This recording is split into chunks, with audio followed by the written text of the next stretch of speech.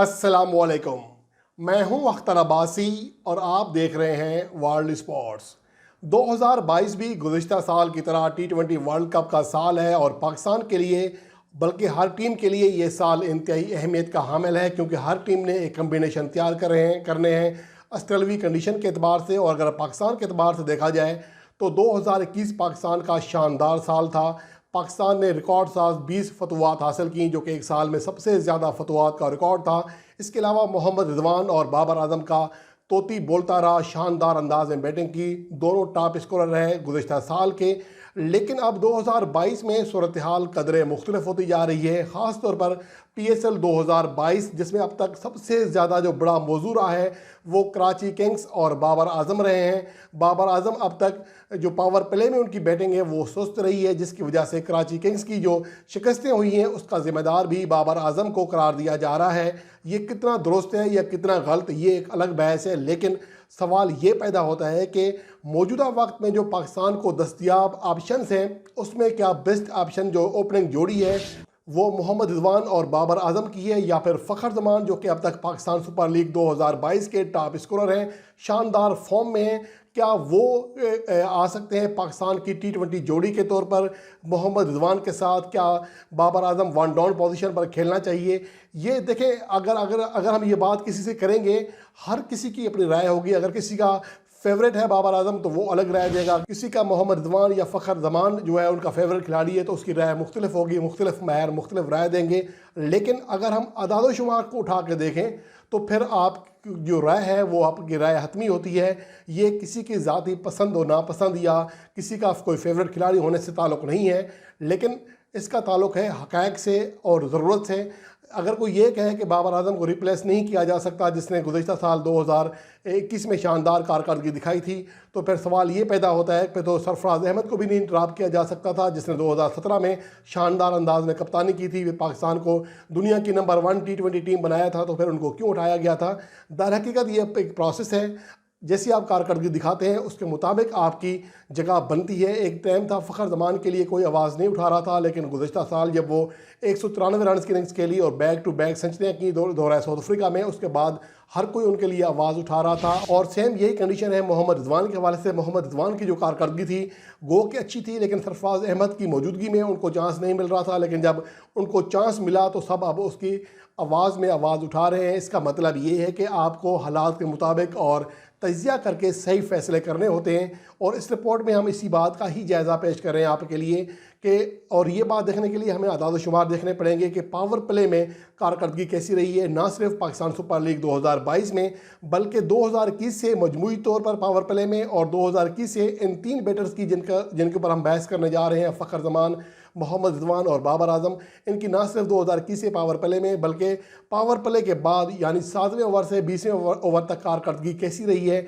इस बात का भी जायज़ा पेश करेंगे। और उसके अलावा 2020 से यानी एक साल और पीछे चलकर हम इन तीनों का जायज़ा पेश करेंगे पावर प्ले में, जिसके बाद ही हमें अंदाज़ा हो सकेगा कि इन तीनों में से जो बेस्ट जोड़ी बन सकती है वो किस किस की बन सकती है और किसको वन डाउन पोजीशन पर खेलना चाहिए। इस तज्ज़िये का हम आगाज़ करेंगे पाकिस्तान सुपर लीग 2022, जो कि दर हकीकत इस तज्ज़िये की बुनियादी वजह है, जहाँ पर बाबर आजम की स्लो बैटिंग के हवाले से बहुत ज़्यादा तनकीद हो रही है, बहुत ज़्यादा बातें हो रही हैं, और कराची किंग्स की शिकस्तों का ज़िम्मेदार भी उन्हें करार दिया जा रहा है। हालांकि वो अपनी टीम के टॉप स्कोरर हैं, उसके साथ साथ अब तक वो पाकिस्तान सुपर लीग 2022 के 5वें टॉप स्कोरर भी हैं। याद रहे कि जब ये वीडियो आपके लिए तैयार की जा रही है, रिकॉर्ड की जा रही है, तो पाकिस्तान सुपर लीग 2022 के जो लाहौर लीग है उसका आज पहला दिन होगा। अभी तक वो मैच नहीं खेला गया मुल्तान सुल्तान और पेशावर ज़ल्मी के दरमियान, यानी इससे पहले जब तमाम टीमें अपने 5-5 मैचेस खेल चुकी थी कराची लीग्स के, ये उसके आदाद शुमार इस रिपोर्ट में पेश किए जा रहे हैं। अगर पाकिस्तान सुपर लीग 2022 में अब तक कारकर्दगी देखें इन तीनों की, तो सबसे ऊपर जो है स्ट्राइक रेट के अतबार से वो फ़खर जमान है, ना ही स्ट्राइक रेट के अतबार से बल्कि वो रन्स के अतबार से भी टूर्नामेंट के टॉप बैट्समैन साबित हुए हैं। अगर मजमूई रन्स को हटा दें, सिर्फ पावर प्ले के रन्स की कारकर्दगी को यहाँ हम मलूज़े खाते रख रहे हैं, उस पर हम फोकस कर रहे हैं, तो सिर्फ 19% डॉट बॉल खेली है पावर प्ले में फ़खर जमान ने, और उसके अलावा पावर प्ले के 5 इनिंग्स में एक बार भी वो आउट नहीं हुए, और इसके साथ साथ वो 161 रन बनाने में कामयाब रहे हैं। 187.20 उनका स्ट्राइक रेट रहा है, जो कि इंतहाई शानदार है। 22 चौके और 4 छक्के लगाए हैं, ये उनकी अब तक कारकर्दगी रही है। इसके अलावा मोहम्मद रिजवान जो कि मुल्तान सुल्तान के कप्तान हैं 37% डॉट बॉल खेली हैं, जो कि लगभग दुगनी डॉट बॉल है फ़खर जमान के मुकाबले में। 105 रन बनाए हैं और वो भी सिर्फ एक बार आउट हुए हैं। 159.09 उनका स्ट्राइक रेट है, जो कि खासा बेहतर स्ट्राइक रेट कहा जा सकता है।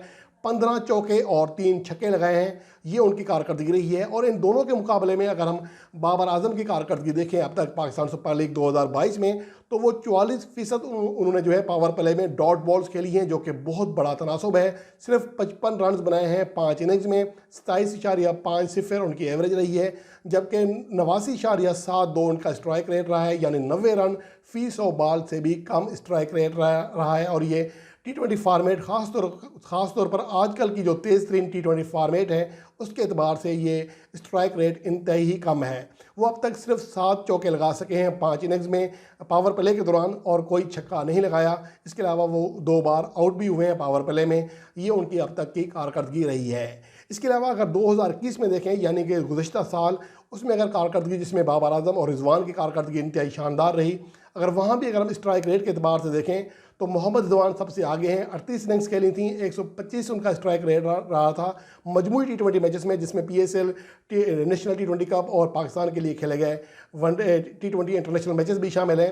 42% डॉट बॉल थी, 774 रन बनाए, 110 की एवरेज रही और वो 7 बार आउट हुए, जिनके बाद फ़खर जमान स्ट्राइक रेट के अतबार से दूसरे नंबर पर रहे। अलबत्ता उन्होंने 49% डॉट बॉल खेली पावर प्ले में, लेकिन इसकी बड़ी वजह ये थी कि वो अमूमन 1 डाउन पोजीशन पर आ रहे थे, और जजल्दी पहली विकेट गिर जाती है, जल्दी विकेट गिरती है या विकेट गिर जाती है, तो आने वाले बैट्समैन को शुरू में कुछ मोहतात होना पड़ता है। शायद ये वजह थी। बहरहाल 253 रन बनाए, 31 की एवरेज, 111.94 यानी लगभग 112 रन फी 100 बॉल का स्ट्राइक रेट रहा, जो कि ज़्यादा बेहतर नहीं है। 26 चौके और 9 छक्के लगाए और 8 बार आउट भी हुए हैं। इसके अलावा अगर बाबर आजम को देखें 2021 के पावर प्ले में, तो उनका स्ट्राइक रेट 107.30 रहा।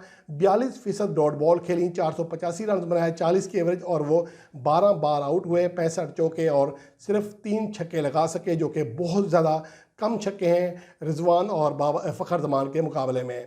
इसके अलावा अगर हम देखें आफ्टर पावर प्ले, यानी कि 7वें से 20वें ओवर तक कारकर्दगी कैसी रहती है इन प्लेयर्स की, तो फ़खर जमान को सबसे ऊपर है।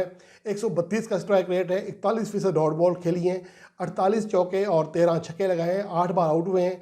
इस तरह मोहम्मद रिजवान ने 38 इनिंग्स खेली हैं, 42% डॉट बॉल है, सिर्फ 8 बार आउट हुए हैं। 109.87 यानी लगभग 110 का स्ट्राइक एवरेज रही है। 128 से ज़्यादा उनका स्ट्राइक रेट रहा है। 106 चौके और 26 छक्के लगाए हैं, जो कि बहुत ज़्यादा छक्के हैं। इसके अलावा बाबर आजम का जो पावर प्ले के बाद कारकर्दगी है 45% डॉट बॉल है। यहाँ भी उनकी डॉट बॉल का तनासब फ़खर जमान और रिजवान से ज़्यादा है। 40 की एवरेज है, 105 का स्ट्राइक रेट, 71 चौके और 3 छक्के, 13 बार आउट हुए हैं। यहाँ भी उनकी कारकर्दगी फ़खर जमान और रिजवान के मुकाबले में ज़्यादा बेहतर नहीं है। यानी अगर वो पावर प्ले में अपनी विकेट की हिफाजत करते हैं, तो पावर प्ले के बाद भी वो अपनी विकेट पर ठहर जाना या अपने सेट हो जाने को ज़्यादा यूटिलाइज़ नहीं कर सकते, ये अदाद शुमार बता रहे हैं। इसके अलावा अगर हम 2020 से लेकर अब तक, यानी कि हालिया 2-2.5 सालों में कारकर्दगी देखें, तो यहाँ भी पावर प्ले में स्ट्राइक रेट के अतबार से फ़खर जमान सबसे आगे हैं। 133.88 उनका स्ट्राइक रेट रहा है, 40% डॉट बॉल्स के लिए हैं, 43 की एवरेज है, 15 बार आउट ज़रूर हुए हैं, लेकिन 79 चौके और 19 छक्के लगाने में कामयाब है। रिजवान दूसरे नंबर पर है, 127 का स्ट्राइक रेट रहा, 43% डॉट बॉल खेली, 10 बार आउट हुए, 118 चौके और 26 छक्के। लेकिन बाबर आजम को देखें तो यहाँ भी फ़खर जमान और रिजवान से काफ़ी पीछे हैं। सिर्फ 109.60 उनका स्ट्राइक रेट रहा है पावर प्ले में 2020, 2021 और 2022 में अब तक। यानी ये उनकी जो पावर प्ले का जो यूटिलाइज है वो बहुत ही कम कर पा रहे हैं।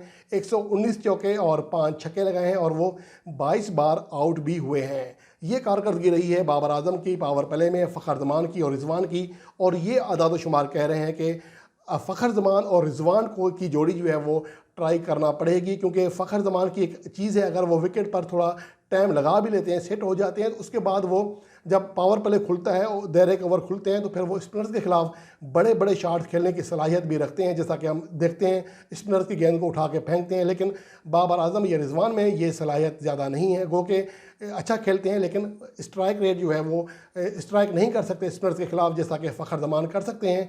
इसलिए मेरे ख्याल में अगर ओपनिंग जोड़ी को अब जो मौजूदा सूरत हाल रही है, हालांकि 2021 की कामयाब तरीन जोड़ी है, T20 फॉर्मेट की कामयाब तरीन जोड़ी है, लेकिन पावर प्ले के जो यूटिलाइज है उसको करने के लिए, बेहतर करने के लिए जोड़ी में कदरे चेंजिंग करने का तजर्बा किया जा सकता है। जिस तरह मोहम्मद रिजवान को ओपनर भेजकर तजर्बा किया गया, इस तरह फ़खर जमान और रिजवान की जोड़ी बनाकर ये तजर्बा किया जा सकता है। और ऐसे मौके पर मैं कह रहा हूँ, हालांकि हमेशा मैं रिजवान और बाबर आजम की ओपनिंग का दाई रहा हूँ, लेकिन फ़खर जमान की जो मौजूदा कारकर्दगी है और बाबर आजम की जो पावर प्ले में मायूस कन कारकर्दगी है, उसको देखते हुए और T20 वर्ल्ड कप 2022 के सामने मद्देनज़र रखते हुए ये कहा जा सकता है कि मौजूदा वक्त में जो पाकिस्तान की बेहतरीन T20 जोड़ी बन सकती है वो फ़खर जमान और रिजवान की ही होगी।